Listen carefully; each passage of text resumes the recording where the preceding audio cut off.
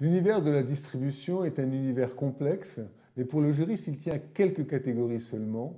Ces catégories ont deux dimensions importantes. La première, c'est fondamentalement qui est propriétaire du produit. Et deuxièmement, quelle est la marge de manœuvre du distributeur vis-à-vis de son fournisseur. Donc si l'on situe les contrats de distribution sur un graphique comme celui-ci, très logiquement, la courbe sera décroissante. Plus le distributeur est libre et moins le fournisseur est responsable du distributeur. En haut à gauche du schéma, nous allons trouver l'agent commercial. L'agent commercial vend des produits qui appartiennent au fournisseur sous le nom du fournisseur. Donc il a en fait une marge de manœuvre très faible, d'autant que très souvent il ne fixe pas lui-même les prix. Plus de liberté du distributeur, donc moins de responsabilité du fournisseur, on va trouver le commissionnaire qui lui vend sous son nom des produits qui appartiennent au fournisseur. Et en bas de la courbe, on va trouver le concessionnaire qui lui vend des produits qui lui appartiennent sous son propre nom.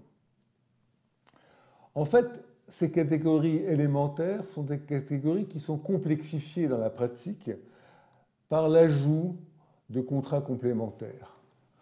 L'illustration la plus extrême de ce problème, c'est le contrat de franchise. Le contrat de franchise, juridiquement, c'est une forme de contrat de concession.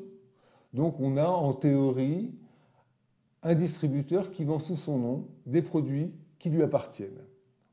Dans la pratique, très souvent, le concessionnaire, pensez par exemple aux chaînes de fast-food, le concessionnaire, son nom ne l'intéresse pas. Ce qui l'intéresse, c'est de mettre en avant le nom de son fournisseur.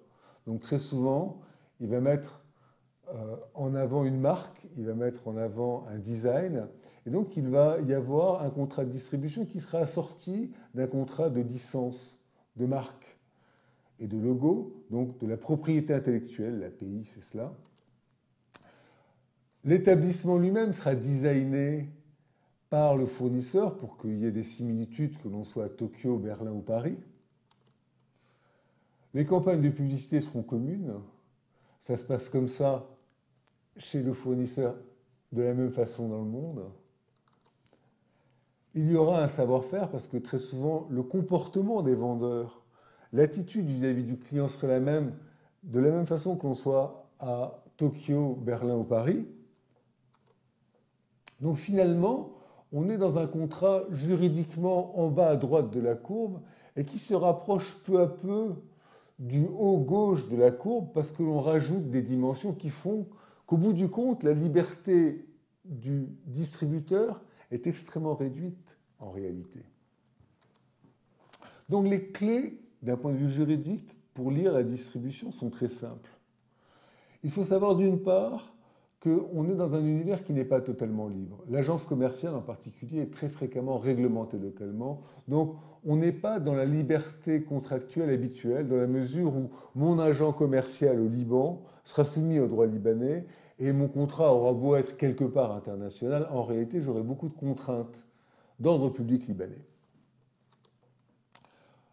Rappelez-vous également, le principal enjeu juridique réside dans l'autonomie du distributeur. Cette autonomie, on la trouve dans la fixation des prix, dans la question du transfert de propriété. Le distributeur est-il ou non propriétaire des produits qu'il vend, donc a-t-il préalablement acheté les produits? Et cela nous ramène à l'exemple que je traitais préalablement de la franchise. Lorsque l'on est distributeur, il faut faire attention au millefeuille. Il est toujours tentant de vendre à côté de son produit un certain nombre de prestations associées. Donc je vous parlais de licence de propriété intellectuelle, de design, de licence de savoir-faire. Le millefeuille, il est là. À mon produit, je rajoute des services que je vais vendre. Mais plus je rajouterai des services, et plus je remonterai en haut à gauche de mon schéma, c'est-à-dire vers une responsabilité forte du fournisseur, puisque finalement, le comportement du distributeur vis-à-vis du client final sera dicté par le fournisseur. Enfin, dans l'univers de la distribution, il y a quelques règles qui tiennent à la nature même de l'activité de distribution, et ça signifie des clauses standards qu'on appelle boilerplate, spécifiques dans les contrats de distribution. C'est ce que nous allons voir ensemble lors d'une prochaine séance. Je vous remercie.